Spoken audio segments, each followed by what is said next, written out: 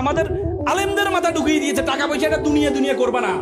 অথচ আল্লাহ তাআলা প্রথমে রাব্বানা আতিনা ফিদ দুনিয়া হাসানাতাও ওয়া ফিল আখিরাতি, প্রথমে দুনিয়ার কথা বলেছে, তারপর আখিরাতের কথা বলেছে।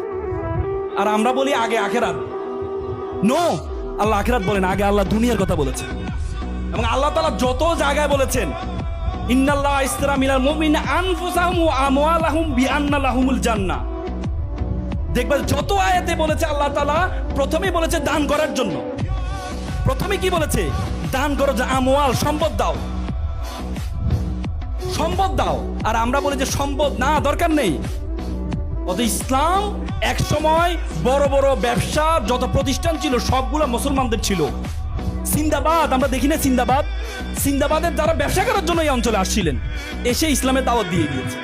আর এখন মুসলিম জাতিকে আমরা ধরে নিয়েছি আমরা হচ্ছে ফকিরের জাতি, আমরা হচ্ছে ভোক্তা, কনজিউমার। আর ইহুদিরা হচ্ছে সকল ব্যবসা প্রতিষ্ঠান পরিচালনা করে, আর আমরা হচ্ছে কনজিউমার, ভোক্তা। আল্লাহ রাসূল বলছে কাযাল ফাকরু ইয়াকুনাল কুফরান, দারিদ্রতা মানুষকে কাফেরের দিকে ধাবিত করে, দারিদ্রতা মানুষকে কাফেরের দিকে ধাবিত করে। আর আমরা বলি অর্থের প্রয়োজন নেই। ইসলামের বড় বড় ইবাদতগুলো ধনীর জন্য, হজ কার জন্য, গরিবের জন্য, কুরবানি কার জন্য, গরিবের জন্য, যাকাত কার জন্য, গরিবের জন্য। বড় বড় ইবাদতগুলো ধনীর জন্য।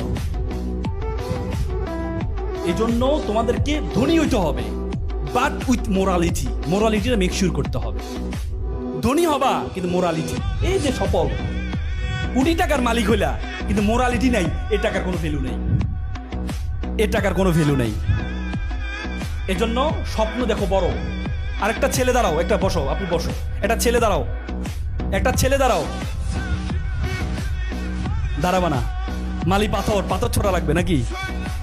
দাঁড়াও, কি হতে চাও তুমি? কি চোখ বন্ধ করে কি ভেবেছিলা? ভালো মানুষ, কিন্তু পেশায় কি হতে চাও বলো? ইঞ্জিনিয়ার হতে চাও।